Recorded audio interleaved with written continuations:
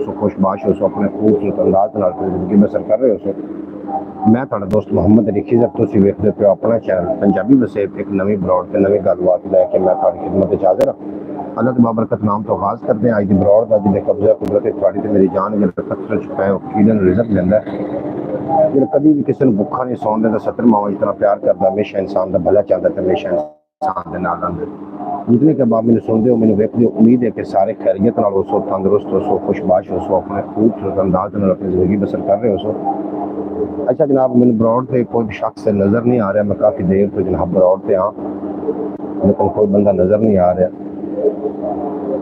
सकलैन भाई जनाब आए ने साडे नाल।